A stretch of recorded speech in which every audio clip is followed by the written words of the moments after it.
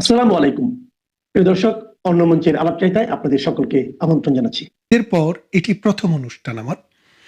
আসলে গত কদিন থেকে আবার রমজান মাস একদিকে, অন্যদিকে আমার ব্যবসায়িক এবং প্রফেশনাল কাজে খুবই ব্যস্ত ছিলাম, যার কারণে অনেক দিন থেকে ভিডিও ঠিকমতো করা হয়ে উঠছিল না। ভাবছিলাম ভিডিওতে আবার ফিরে আসব, আবার ফিরে আসলাম। আশা করি এবার আপনাদের সাথে আবার এই ভিডিওর মাধ্যমে নিয়মিত যোগাযোগ হবে। আপনাদের অনেকেরই মনের কথা, আমারও মনের কথা, বাংলাদেশের রাজনীতিতে বাংলাদেশ আওয়ামী লীগ কখন ফিরবে, সক্রিয় হবে এবং বাংলাদেশের রাজনীতির মাঠে প্রধানতম খেলোয়াড় হিসেবে মানুষের কাছে আবির্ভূত হবে। এই প্রশ্নটি করছি কেন? এই প্রশ্নটি করছি এই কারণে যে 17 মাস থেকে 18 মাস ডক্টর ইউনূসের একটি বর্বর সভ্যতার সমাজ, মানে প্রাগৈতিহাসিক যুগে যে বর্বর সমাজ ছিল, মগের মুল্লুক, মবের মুল্লুক, আমরা সবে ডক্টর ইউনূসের যুগে দেখেছি। দেশকে একটি উপনিবেশ তৈরি করার যে বন্দোবস্ত আমেরিকার সাথে তিনি করেছেন, এখন এই দুর্দিনে আমেরিকার দোস্তদের বাইরে কারো কাছ থেকে তেল কিনতেও আমাদের অনুমতি চাইতে হচ্ছে। সাম্প্রতিক ইউরোপিয়ান ইউনিয়নের একটি রাষ্ট্র, যেটি ফ্রান্সের রাষ্ট্রদূত বলেছেন যে বাংলাদেশ যদি ইউরোপের সব দেশের জন্য, ইউরোপিয়ান ইউনিয়নের রাষ্ট্রসমূহের জন্য বিশ্বের অন্যান্য রাষ্ট্রের মতো যদি সমান সুযোগ সুবিধা যদি না রাখে, তাহলে ইউরোপিয়ান ইউনিয়ন বাংলাদেশে তাদের বিনিয়োগ, তাদের মানে অর্থনৈতিক কর্মকাণ্ড এইসবে তারা আগ্রহী হবে না, ব্যবসা বাণিজ্যে আগ্রহী হবে না। এর কারণটা হচ্ছে, তারা বলতে চেয়েছিল যে আমেরিকার সাথে যে দস্তখত, যে বন্দোবস্ত ডক্টর ইউনূস করে দিয়ে গিয়েছিল, সেই বন্দোবস্তে ইউরোপিয়ান ইউনিয়নের সাথেও নতুন কোনো ট্রেড এগ্রিমেন্ট করতে গেলে, অথবা কোনো রকমের আপনার যদি সামরিক চুক্তি করতে যায় অথবা অস্ত্র কিনতে যায়, তাহলে আমেরিকার পারমিশন ছাড়া বাংলাদেশ সেটা করতে পারবে না। খেয়াল করে দেখেন, এর ফলে ইউরোপিয়ান ইউনিয়নের রাষ্ট্রসমূহ বলতে শুরু করেছে যে আমরা যদি আমাদের সাথে, বাংলাদেশের সাথে ব্যবসা বাণিজ্যে, অর্থনীতিতে নানানভাবে কিছু করতে গেলে, চুক্তি করতে গেলে, সামরিক খাতে চুক্তি করতে গেলে যদি আমেরিকার অনুমোদনের প্রয়োজন হয়, সেই ক্ষেত্রে আমরা আসলে আমেরিকার ফুটিংয়ে নেই। আমেরিকা যেখানে আছে আমরা তার নিচে চলে গেছি। সুতরাং এই রকম অবস্থায় আমরা বাংলাদেশে বিনিয়োগ এবং ব্যবসা বাণিজ্য ধীরে ধীরে কমিয়ে দিতে পারি। এটি কিন্তু বাংলাদেশের জন্য একটি অশনি সংকেত। কেননা বাংলাদেশ যে গার্মেন্টস ম্যানুফ্যাকচারিং বিক্রি করে, তার মাত্র 10 ভাগ আমেরিকাতে যায়, আর ইউরোপিয়ান ইউনিয়নে আসে প্রায় 18 থেকে 20 ভাগ। তার মানে হচ্ছে ইউরোপিয়ান ইউনিয়ন আমেরিকার চাইতে আমাদের অর্থনীতিতে বড় অংশীদার। এককভাবে আমেরিকা, কিন্তু ইউরোপে তো শুধু একটি আমেরিকার মতো একটি দেশ না, France, Germany, Italy, Spain, Portugal, Norway, Denmark, Sweden এবং ইউনাইটেড কিংডম তো রইলই। এইরকমভাবে 27টি যে রাষ্ট্র, এই 27টি রাষ্ট্রের সাথে চুক্তি করতে গেলে, ব্যবসা বাণিজ্য করতে গেলে আমেরিকার অনুমোদনের প্রয়োজন হবে। তাই বাংলাদেশের রাষ্ট্রকে, বাংলাদেশের সরকারকে ফ্রান্সের রাষ্ট্রদূত স্মরণ করিয়ে দিলেন, যদি লেভেল প্লেইং ফিল্ড, অর্থাৎ যদি সমতার ভিত্তিতে যদি কোনো কিছু করা না যায়, কোনো রাষ্ট্র যদি এখানে বেশি সুযোগ সুবিধা পায়, তাহলে ইউরোপিয়ান ইউনিয়ন কিন্তু ভিন্নভাবে চিন্তা করবে। তো এইরকম একটা পরিস্থিতিতে একটা রাজনৈতিক আবহাওয়া যদি বাংলাদেশে তৈরি না হয়, জঙ্গিবাদ এবং মৌলবাদ যদি নিপাত না যায়, তাহলে এই বাংলাদেশ কিন্তু আস্তে আস্তে আস্তে আস্তে এমন একটি সুড়ঙ্গে চলে যাবে, সেখানে আফগানিস্তানের হেরাত, কাবুল, কান্দাহারের অবস্থা ছাড়া এখানে আর কিছু অবশিষ্ট থাকবে না। এখন প্রশ্ন হচ্ছে, যেই আওয়ামী লীগ বাংলাদেশের জন্মের সাথে যার ইতিহাস জড়িত, যেই আওয়ামী লীগ বাংলাদেশের, মানে আপনারা একটা গান শুনেছেন এই কুমার বিশ্বজিতের, একদিন বাঙালি ছিলাম রে, বলে যে শাড়ি পরি না, পড়লে মনে পড়ে যায় একদিন বাঙালি ছিলাম রে, ঠিক এইরকমই একটি কথা। তারপরে বলছেন যে জারি সারি গাই না, কারণ জারি সারি গাইলে মনে পড়ে যায় একদিন বাঙালি ছিলাম রে। তো ঠিক তেমনি এই যে আমাদের বাঙালিত্ব, আমাদের দেশ, আমাদের ভাষা, আমাদের সংস্কৃতি, আমাদের মুক্তিযুদ্ধ, আমাদের মুক্তিযুদ্ধের চেতনা, যত কিছু আছে যেখান দিয়ে আপনি যাবেন সেখানেই কিন্তু আওয়ামী লীগের দেখা পাবেন। 1952 সালের ভাষা আন্দোলন আওয়ামী লীগের নেতৃত্বে হয়েছে।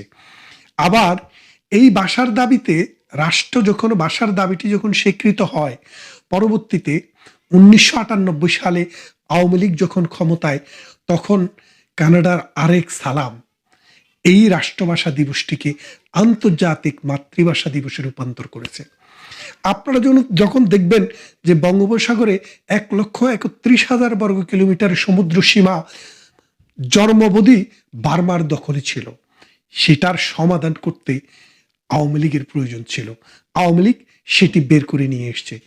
ভারতের অধিকারে 21,500 বর্গ কিলোমিটার ছিল, সেটা আওয়ামী লীগ সমাধান করে দিয়েছে। বাংলার জমিন ফেটে চৌচির মাওলানা আব্দুল হামিদ খান বাসানি থেকে শুরু করে আল্লামা আজিজুল হক পর্যন্ত, খালেদা জিয়া পর্যন্ত সবাই পারাক্কা অভিমুখে লং মার্চ করেছেন। আর আওয়ামী লীগের নেতৃত্ব ভারতের সাথে সমঝোতা করে গঙ্গার পানি চুক্তি করে গঙ্গাতে পানির ধারা নিয়ে এসে খাদ্যে বাংলাদেশকে স্বয়ংসম্পূর্ণ করেছেন। বাংলাদেশের উত্তর অঞ্চল এবং দক্ষিণ অঞ্চল, এই দুই অঞ্চলের মধ্যে যে অর্থনৈতিক যে তফাৎ ছিল, সেই তফাৎ দূর করার জন্য পদ্মা সেতু একটি মাইল ফলক, সেটি আওয়ামী লীগের নেতৃত্বে হয়েছে। ঢাকা শহর যখন অচল হয়ে গেছে, এটা এখন মানে বাতিলের খাতায় চলে গেছে, তখন এটার মধ্যে ফান্ড ফিরিয়ে আনার জন্য এই মেট্রো রেল আওয়ামী লীগের নেতৃত্বে হয়েছে। এই আওয়ামী লীগের নেতৃত্বেই অসংখ্য ফ্লাইওভার এবং এক্সপ্রেসওয়ে করে ঢাকা চিটাগংয়ে 8 লাইন করে বাংলাদেশকে যানজটের কবল থেকে কিছুটা হলেও মুক্তি এনে দিয়েছে। ঠিক এমনি করে যে দেশটি সারা পৃথিবীতে ভিক্ষুকের জাতি হিসেবে পরিচিত ছিল, বাংলাদেশ আওয়ামী লীগের নেতৃত্বে সেটি মধ্য আয়ের দেশে পরিণত হয়েছে।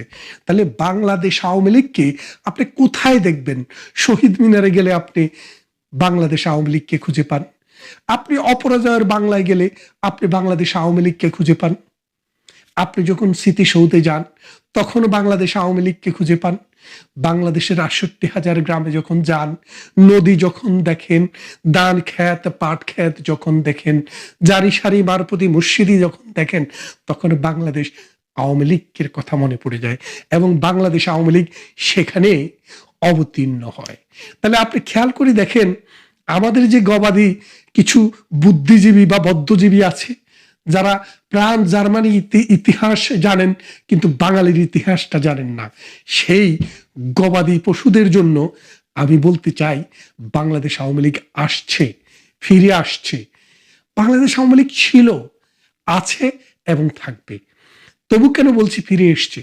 তারা যে কোণঠাসা হয়েছিল, ডক্টর ইউনূস আমেরিকার টাকা খেয়ে বাংলাদেশকে বিক্রি করে দেওয়ার পশ্চিমা চক্রান্তের অংশ হিসাবে মৌলবাদীদের সাথে হাত মিলিয়ে দেশটিকে যে জাহান্নাম বানানোর যে প্রকল্প নিয়ে এসেছিল, সেখান থেকে বাংলাদেশ আওয়ামী লীগকে এক্সিকিউটিভ অর্ডার দিয়ে ব্যান করা হয়েছে কর্মকাণ্ড। সেটি কবে উঠবে এই চিন্তায় কিন্তু বাংলাদেশ আওয়ামী লীগ, যুবলীগ, ছাত্রলীগের ছেলেপেলেরা বসে নেই। তারা কিন্তু প্রতিদিনে পালা করে বাংলাদেশের বিভিন্ন অঞ্চলে জানান দিচ্ছে, আমরা আসছি, আমরা আছি, আমরা ছিলাম, আমরা থাকবো। এই দেশ, এ মাটি, এ পতাকা, এ দেশের জাতীয় সঙ্গীত। এই নদীমাতৃক দেশ, নদী যার মাতা, মানে বাংলাদেশের মাতা নদী, আর নদীর মাতা ভারত। কারণ আমাদের এই 54টি নদী ভারতের ভূখণ্ড থেকে আমাদের দেশে এসছে। সুতরাং এই ভারতের সাথে সুসম্পর্ক এবং বাংলাদেশের উন্নয়ন ওতপ্রোতভাবে জড়িত। 1500 বিলিয়ন গত 10 বছরে ভারত আর্থিক সহযোগিতা দিয়েছে বলে গতকাল আমরা ভারতের একটি পার্লামেন্টারি স্টেটমেন্টে শুনেছি। তাহলে বোঝেন যে এই বাংলাদেশ ডক্টর ইউনূসের সময়ে আপনারা দেখেন প্রতিদিন পাকিস্তানের কোনো না কোনো মন্ত্রী আসে, প্রতিদিন পাকিস্তানের উপপ্রধানমন্ত্রী, প্রধানমন্ত্রী, পাকিস্তানের সেনাপ্রধান, উপপ্রধান, অমক তমক প্রতিদিন আসে এবং পাকিস্তানের জন্য বিনা ভিসায় আসার ব্যবস্থা করে দেওয়া, পাকিস্তানের জাহাজে বাংলাদেশে আসতে কোনো চেক করা লাগবে না, সেই রকম অবস্থা কারা করেছে? ডক্টর ইউনূসের কান্দে ভর করে বাংলাদেশে ৭১-এর পরাজিত শত্রুরা ক্ষমতায় এসেছিল। কাজী ইব্রাহিম বলেছিল না, আরে জামাতে ইসলাম ক্ষমতায় আসবে কি, জামাতে ইসলাম তো ক্ষমতায় আছে। হ্যাঁ, জামাতে ইসলাম ছিল, কারণ ডক্টর ইউনূস ছিল জামাতে ইসলামের যে রাজনৈতিক দল, এই দলের আব্বা। সেই আব্বা এই জামাতে ইসলামীকে কান্দে নিয়ে চেষ্টা করেছিল রাষ্ট্র ক্ষমতায় বসিয়ে দিতে, কিন্তু পারেননি। কেন পারেননি? কারণ বাংলাদেশের মানুষ ৭১-এর পরাজিত শত্রুদেরকে আবার ক্ষমতায় আসতে দিতে চাননি। আমরা যাদেরকে ৭১-এ পরাজিত করেছি, আমরা তাদেরকে আবার পরাজিত করব। মনে রাখেন, বাংলাদেশ আওয়ামী লীগকে ক্ষমতায় আসা বা না আসা কোনো বড় কথা নয়, রাজনৈতিক কর্মকাণ্ড পরিচালনা করার যে ক্ষমতা, যে সামর্থ্য, যে প্রয়োজনীয়তা, বাংলাদেশের মানুষ সেটা উপলব্ধি করছে। কারণ বাংলাদেশ আওয়ামী লীগ যদি বাংলাদেশের রাজনীতিতে সদর্বে না থাকে, তাহলে সেখানে মৌলবাদের উত্থান হয়, জঙ্গিবাদের উত্থান হয়, বাংলাদেশ অর্থনীতিতে অন্ধকারের দিকে নিমজ্জিত হয়ে যায়, সমাজ রাষ্ট্র এতিম হয়ে যায়। সেই অবস্থায় বাংলাদেশ আওয়ামী লীগ কারোর দানের দিকে, দয়ার দিকে তাকিয়ে নেই। মার্চ থেকে এপ্রিল, মে, জুন, এই 3টি মাস আপনাদের আন্দোলনটি আপনারা চালু রাখেন। জুন জুলাইয়ের মধ্যে বাংলাদেশ আওয়ামী লীগ পুরো দমে সম্পূর্ণভাবে বাংলাদেশের রাজনীতিতে বিরোধী দল হিসেবে, পার্লামেন্টের বিরোধী দল নয়, বাংলাদেশের মানুষের মণিকোঠার, হৃদয়ের মণিকোঠার বিরোধী দল হিসেবে আবার ফিরে আসছে। আমি এই মুহূর্তে এই পর্বে আপনাদেরকে এর চেয়ে বেশি বিস্তারিত বললাম না, তবে এটি নিয়ে আমি আরেকটি পর্ব করব, আওয়ামী লীগ কিভাবে, কখন, কেমন করে ফিরে আসছে। তবে এই কথা বলে রাখতে পারি যে বাংলাদেশ আওয়ামী লীগ ফিরে আসছে বাংলাদেশের দাবিতে, ইতিহাসের দাবিতে, ঐতিহ্যের দাবিতে। মানুষের ভালোবাসা, মানুষের প্রেম, মানুষের মমতা এই আওয়ামী লীগের সাথে গ্রথিত। আওয়ামী লীগ যতদিন ছিল না, বাংলাদেশ ততদিন অন্ধকারে নিমজ্জিত ছিল। বাংলাদেশে আলো আসতে হলে আওয়ামী লীগও আসতে হবে। ভালো থাকবেন।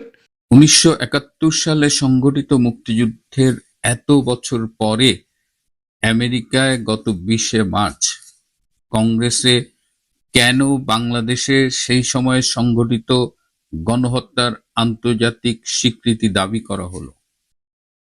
আমেরিকা তো ১৯৭১ সালে বাংলাদেশের মুক্তিযুদ্ধের বিরোধিতা করেছিল। চায়নাও আমাদের স্বাধীনতা ও মুক্তিযুদ্ধের বিরোধিতা করেছিল। তাহলে এত বছর পরে কেন আন্তর্জাতিক স্বীকৃতি চাইছে জনৈক মার্কিন কংগ্রেসম্যান?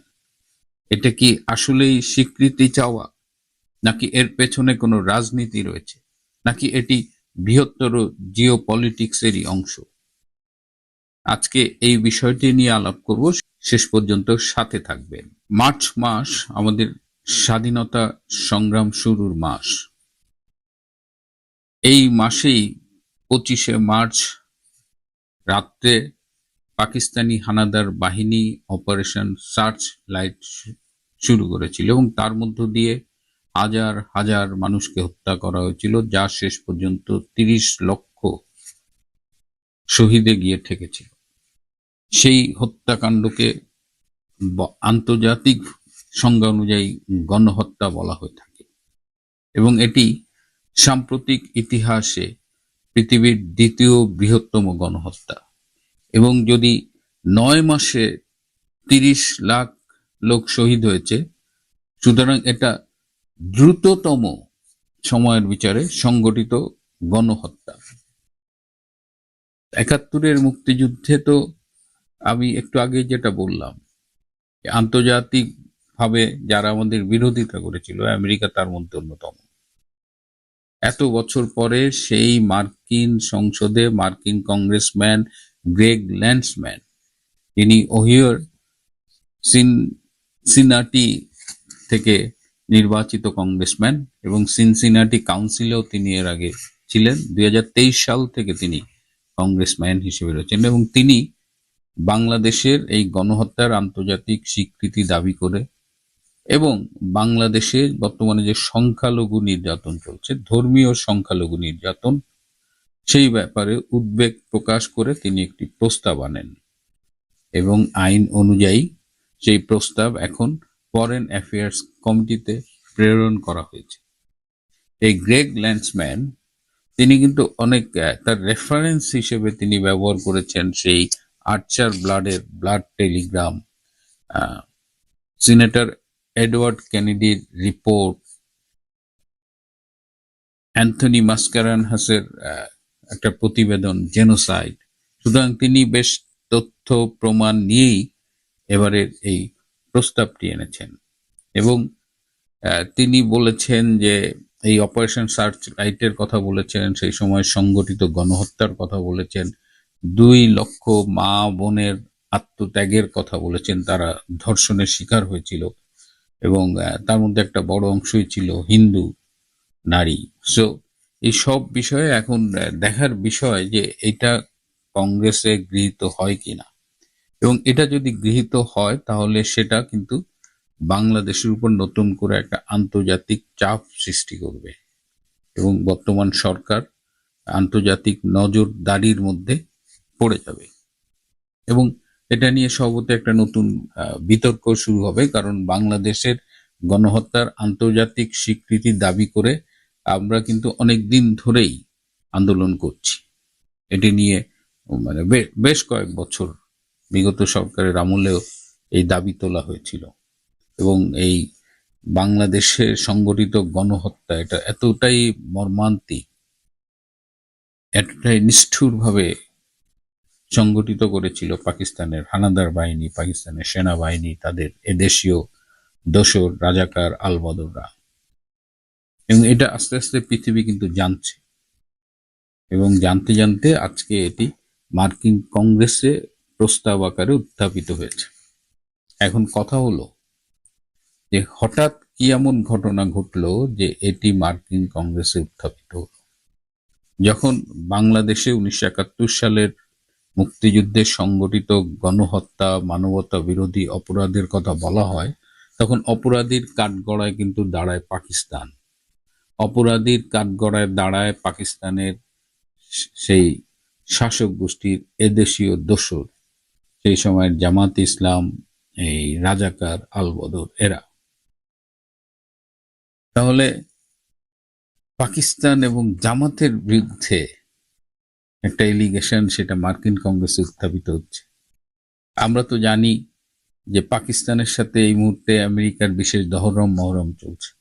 আমরা তো জানি যে বাংলাদেশে জামাতে ইসলামকে ক্ষমতায় আনার জন্য আমাদের যে ঢাকার মার্কিন দূতাবাস তারা কাজ করেছে, এবং ডক্টর ইউনূসটা মূল যে ষড়যন্ত্রটা করেছিল তাতে তো জামাতের ক্ষমতায় চলে যাওয়াটা প্রায় নিশ্চিত ছিল। তো যে আমেরিকা জামাতকে ক্ষমতায় আনার জন্য চেষ্টা করেছে, যে আমেরিকা এই পাকিস্তান সেনাবাহিনীর সাথে, পাকিস্তান সরকারের সাথে এত মহরম, সেই আমেরিকায় কি এমন ঘটলো যে তাদেরই কংগ্রেসে এই বাংলাদেশের 71-এর গণহত্যার আন্তর্জাতিক স্বীকৃতি এবং ধর্মীয় সংখ্যালঘু নির্যাতনের বিরুদ্ধে উদ্বেগ জানিয়ে প্রস্তাব আনা হলো। এই জায়গাটি মানে রাজনীতির একটা খেলা রয়ে গেছে। আপনারা জানেন যে বর্তমানে ইসরায়েল এবং আমেরিকা যৌথভাবে ইরানকে আক্রমণ করেছে, এবং ইরান এই হামলার জবাব দিতে গিয়ে একদিকে যেমন ইসরায়েলকে আক্রমণ করছে, আরেকদিকে মার্কিন যেসব দেশ ঘাঁটি রয়েছে মধ্যপ্রাচ্যের দেশে, সৌদি আরব, বাহরাইন, ইউনাইটেড আরব এমিরেটস, কাতার, ইরান থেকে কিন্তু ওই মার্কিন সামরিক বেসগুলোতে অ্যাটাক করা হচ্ছে। তার মানে কি, ইরান আমেরিকা এবং ইসরায়েলের সাথে বদলা নিতে গিয়ে মধ্যপ্রাচ্যের দেশগুলোতে অ্যাটাক করছে, যদিও তারা টার্গেট করছে মার্কিন সামরিক স্থাপনাগুলোকে, সামরিক বেসগুলোকে, কিন্তু তারপরেও এটা মধ্যপ্রাচ্যের দেশগুলো তো এফেক্ট করছে।